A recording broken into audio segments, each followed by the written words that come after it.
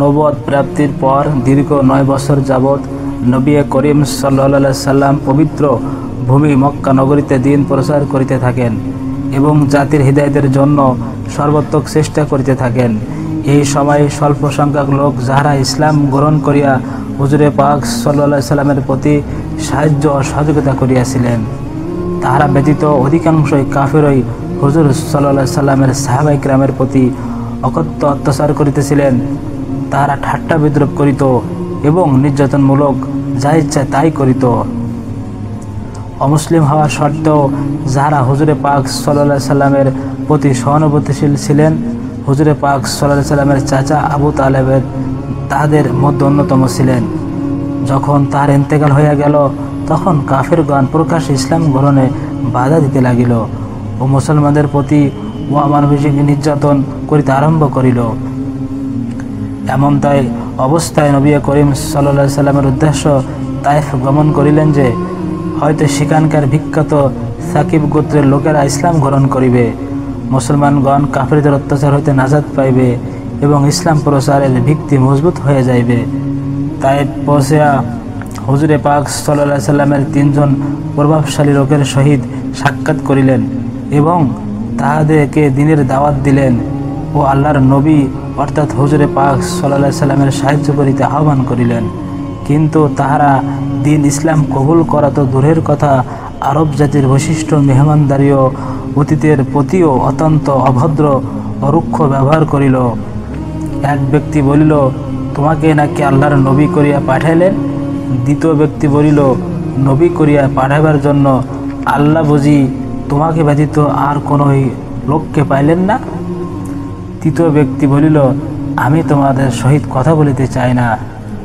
যেহেতু তোমার দাবি অনুসারে তুমি যদি সত্য নবী হও, তবে তোমার কথা অস্বীকার করিলে বড় বিপদ আছে।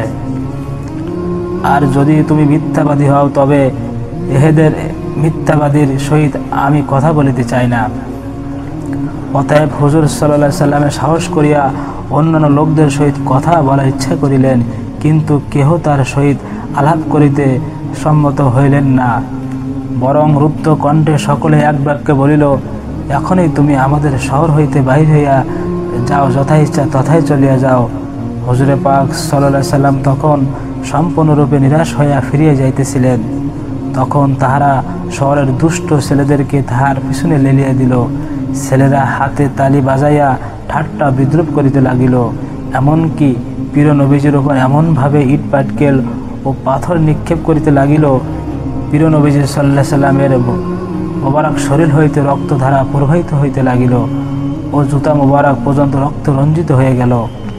এরূপ ক্ষত বিক্ষত দেহ নিয়ে হুজুর সাল্লাল্লাহু আলাইহি সাল্লাম ফিরে আসিলেন ও দুষ্টমতি শোকারদের অত্যাচার হইতে যখন কিছুটা নিষ্কৃতি পাইলেন, তখন এক জায়গায় ক্লান্ত পরিশান্ত হইয়া বসিয়া পড়িলেন এবং বড়ই কাতর সারে পরওয়ারদিগার আলমের শাহী দরবারে এই বলিয়া প্রার্থনা করিতে লাগিলেন, হে পরওয়ারদিগার, আমি আমার দুর্বলতা ও অসহায় অবস্থার জন্য একমাত্র তোমার দরবারে অভিযোগ করিতেছি।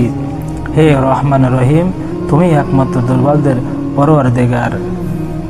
তুমি আমাকে শক্তিশালী সূত্র হাতে অথবা বদমিজাজ আর চক্ষুওয়ালা অজানা ব্যক্তির হাতে শপথ করিতেছ। হায় আল্লাহ, তুমি যদি আমার উপর সন্তুষ্ট না থাকো, তবে আমি কারোর পরোয়ার করি না, বরং তোমার হেফাজতে আমার জন্য যথেষ্ট। আমি তোমার চেহারা সেই নূরের ওসিলায় সারা বিশ্বভুবনে অন্ধকার বিদূরিত হইয়া গেলে এবং ইহকাল পরকালের যাবতীয় কার্য সম্পন্ন হয়ে থাকে আশ্রয় চাইতেছি, যেন তুমি আমার রাগান্বিত না হও। হে ইলাহি, তোমার সন্তুষ্টি দ্বারা পরিবর্তন করাই আমার একমাত্র সাধনা ও কামনা। তুমি একমাত্র শক্তিশালী। হযরত জিবরিল আলাইহিস সালাম হাজির হইয়া আরজ করিলেন, আল্লাহ পাক তায়েফবাসীদের দৃষ্টান্তমূলক যাবতীয় আচরণ ও দুর্ব্যবহার লক্ষ্য করিয়াছেন এবং পাহাড় সময়ের খেদমত যাহার উপর নাস্ত এমন এক জবরদস্ত ফেরেশতা আপনার নিকট পাঠাইয়াছেন, আপনি তাহাকে যা ইচ্ছা তাই আদেশ করিতে পারেন। অতঃপর একজন ফেরেশতা হুজুর সাল্লাল্লাহু আলাইহি সাল্লামকে আরজ করিলেন, আমাকে যা ইচ্ছা তাই আদেশ করিতে পারেন। যদি আপনার নির্দেশ পাই, তবে তাইফের ওপর পারস্যের পাহাড়কে এমনভাবে বিলাইয়া দিব যে সকলে উহার মধ্যস্থলে নিষ্পোষিত হইয়া যায়। অথবা আপনার ইচ্ছা অনুসারে অন্য শাস্তির ব্যবস্থা করিতে পারেন। কিন্তু দয়ার সাগর রহমতুল্লিল আলামিন সাল্লাল্লাহু আলাইহি সাল্লাম উত্তর করিলেন, আমি আল্লাহর দরবারে এই আশাই পোষণ করি যে যদি ইহারা পবিত্র ইসলাম গ্রহণ না করে তবুও তাদের বংশধরের মধ্যে এমন লোক পয়দা হইবে যাহারা পবিত্র ইসলামের ছায়াতলে আশ্রয় গ্রহণ করিবে, একমাত্র আল্লাহর পাকের দরবারে বন্দিগি করিবে। সম্মানিত ভিউয়ার্স, এই কাহিনী যদি ভালো লেগে থাকে অবশ্যই লাইক, কমেন্ট এবং সাবস্ক্রাইব করতে ভুলবেন।